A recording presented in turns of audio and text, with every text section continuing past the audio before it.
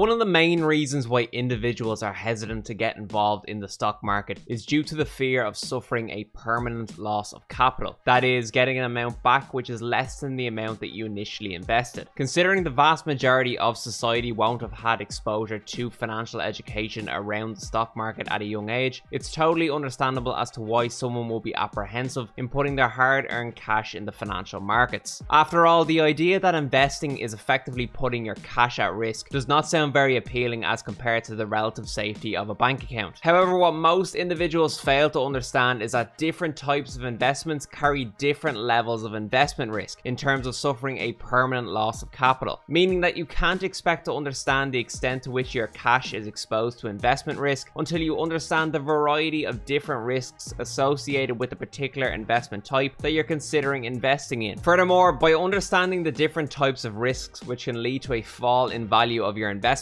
you can then weigh these risks against the potential return offered by the investment, as compared to the likes of a bank account which offers virtually no return for the benefit of safety. This way of thinking effectively encapsulates the principles of risk versus return, as well as the opportunity cost of choosing one investment over another. How's it going, everyone? My name is Dan, you can call me Malone, and today we're discussing risk. Risk is something that all investors invariably agree to take on by participating in the financial markets. However, for those who do not truly understand risk in the context of investments, the simple mere possibility of losing any cash at all can be enough to deter them from investing in the first place. As I've mentioned on other videos on the channel, in order for you to effectively utilize your cash, the financial markets are going to have to be considered. So that's why today I'm going to explain 5 different risks associated with investing, and for each risk I'll explain how the value of your investments could be potentially impacted. But before we begin, as always, if I could ask you to please drop a like on the video, it really does help me out a lot, as YouTube pushes the video to bigger audiences based on the number of likes that the video gets. And if you are new around here, don't forget to hit that red subscribe button below and turn the bell on for video notifications. We make financial education videos on this channel aimed at making conversations like these more of a cultural norm. So without further ado,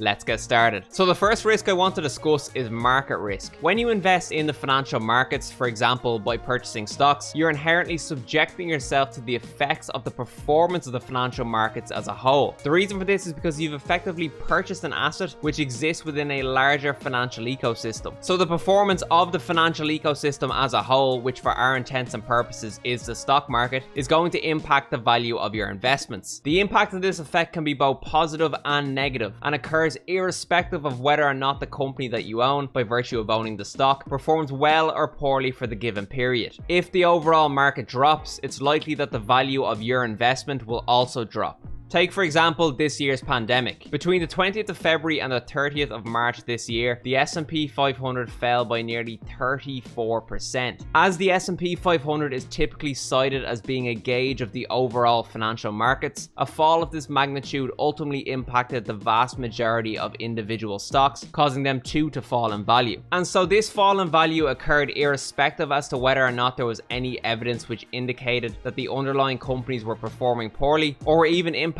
by the pandemic to the same magnitude as other companies. That's why market risk is oftentimes referred to as systematic risk, in that the risk is pervasive across the entire financial system. So what exactly can be done about market risk? Well, the truth is not much. Aside from investing in a multitude of different asset classes such as stocks, bonds, commodities, cryptocurrencies, and physical real estate, systematic risk can't be lessened by simply diversifying the investments that you hold within a particular asset class. That strategy is reserved for what's known as unsystematic risk, which is the risk associated with a particular industry or sector. For example, if your investment portfolio consisted solely of companies operating within the brick and mortar retail industry, well then your investment returns are going to be heavily influenced by the risks associated with physical retail, such as seasonality. So by adding different companies from different sectors to your investment portfolio, you lessen the potential impact of any adverse industry performances on your investment returns. What's important to note about market risk, particularly systematic risk, is that it's typically a temporary effect. The stock market is a very efficient and well-oiled machine, so any discrepancies between the value of your investments and the performance of the underlying companies as a result of market risk is likely to be corrected in due course. What's important is that you understand and can identify the effects of market risk on the value of your investments so that you can differentiate between a true loss of value and a potentially temporary loss of value due to wider financial market conditions. The next risk I want to discuss is currency risk. This risk applies to investors who are investing in assets which are denominated in a currency that is different to the home currency of the investor. Currency risk will apply to any investor who is, for example, from Europe and investing in US equities. The risk is that the value of the US dollar, which the stocks that you purchase are denominated in, will fall in value against the euro. Therefore, adverse currency exchange movements will have an impact on the value of your investments. However, this impact will not be realized until the investor sells the asset and receives the selling price back in their home currency. For example, if a 10% return is realized on the sale of US equities, but in the same period the US dollar falls 10% relative to the euro, well then the investor will break even on this investment. Currency risk is just a characteristic of international trade, and for most casual investors is something that's ultimately inevitable if the investor wishes to purchase US and other international assets. However, currency risk can be managed by having a well-balanced portfolio consisting of investments from different parts of the world, as well as a healthy portion of assets denominated in the home currency of the investor. One temptation that most investors come across at one point or another is to invest money using borrowed funds. This is known as leveraged investing, the goal of which is to obtain a higher investment return than what could be achieved if the investor only invested the cash that they have available on hand. While leveraged investing definitely has the potential to yield higher returns on investment, it also comes with what is known as gearing risk. With gearing risk, we're effectively saying that as the level of borrowing increases, so too does the potential for large gains and losses. This is best explained by using an example. Let's say we invest €800 into a particular stock on the stock market. Let's also say that of this €800 investment, €200 relates to our own cash, aka the equity portion, and €600 relates to borrowed cash, i.e. the debt portion. In this particular example, we have a borrowing level of 3:1. That is, for every €3 of borrowed cash, we put up €1 of our own cash. So let's take a look at what happens when this investment falls in value by 20%. As you can see, our €800 initial investment is now worth €640, which is a reduction of €160, i.e. 20%. However, the reality of this situation is far more sincere. We had initially put up €200 of our own cash to fund this investment, and the remaining €600 was funded using borrowed cash. Irrespective of how the investment performs, we're required to repay that €600 of borrowed cash. So in reality, while the value of the investment has only fallen by 20%, the impact of the €160 dip has reduced our equity portion, that is the portion of the investment that we personally own, by 80%. So that's typically what we mean when we say that as the level of borrowings increases, so too does the potential for large gains and losses. So for those of you who have already started investing, you may have heard the phrase time in the market is more important than timing the market. Effectively, what this means is that you're better off investing in the market consistently over an extended period of time rather than entering and exiting the market in a staggered fashion. For example, some investors attempt to buy stocks at their absolute low point and sell stocks at their absolute high point. But if such a feat was possible or even reliable, then we would all be millionaires 100 times over. Nonetheless, timing risk is certainly a risk associated with the financial markets, particularly for those who don't invest on a regular basis or use any sort of dollar cost averaging strategy. The risk is that an investor ends up entering the market at what turns out to be the high point of the market and subsequently experiences a fall in value of their investments thereafter. This risk is more prevalent when investing in individual companies and individual stocks as compared to the likes of an exchange traded fund or ETF, which invests in a myriad of companies. For individual stocks, the best way to combat timing risk is to ensure that you're always of a questioning mind as to how much you're willing to pay for an individual stock. As Benjamin Graham once said, the value of any investment is a function of the price that you pay for it. So ensuring that you're not overpaying for any individual stock should provide you with some degree of safety net when it comes to timing risk. For the likes of ETFs, which mirror the S&P 500, the best way to combat timing risk is to utilize what's known as a dollar cost averaging strategy, which is an investing methodology whereby you invest a consistent sum of money over consistent intervals of time. Therefore, you're averaging out the base cost of your investment over time rather than committing to one cost on a particular investment date. The last risk I want to discuss today is interest rate risk. Interest rate risk is the risk that a future change in prevailing interest rates may impact the value of the investor's investments. The prevailing interest rates are the minimum rates that an investor would expect to receive on their financial assets. For example, let's say that you invest in a long-term bond which has a yield of 4%. If the prevailing interest rates rise to 5%, the value of your bond is going to fall because investors can obtain a higher yield at 5% elsewhere with ease. Therefore, the longer the term of the investment, the greater interest rate risk becomes because you're effectively giving more opportunity for adverse movements in interest rates to occur. This risk is primarily associated with fixed income investments such as bonds and is oftentimes tied to a separate risk known as inflation risk. Inflation risk is the risk that rising rates of inflation will diminish investment returns by reducing the purchasing power of the income received from the investment. Both interest rate and inflation risk are very topical at the moment, with many individuals trying to assess the long-term impact of the pandemic as well as the global financial response to the pandemic on interest rates and inflation. The events of this year have highlighted the unpredictability of the financial markets and have made it more evident than ever as to why understanding the risks associated with investing is so important. So you should now have a greater understanding of some of the risks associated with the financial markets and the impact that these can have on the value of your investments. Let me be very clear about one thing. I don't want anyone watching this video to think that the risks associated with the financial markets outweigh the potential benefits that they can bring in the form of investment returns. As I previously mentioned, in order for you to effectively utilize your cash, the financial markets are going to have to be considered. What you need to remember is that by taking active steps in improving both your financial education and overall financial literacy, for example by watching videos such as these, you're inherently reducing the likelihood of suffering a permanent loss of capital. Why? Well, because by being financially literate, you're less likely to make financial decisions which have the potential to put you in unfavorable situations. So while there are certainly risks associated with investing, most of which can't be avoided, I would argue that the biggest risk of all lies within each of us as individuals and the financial decisions that we personally make.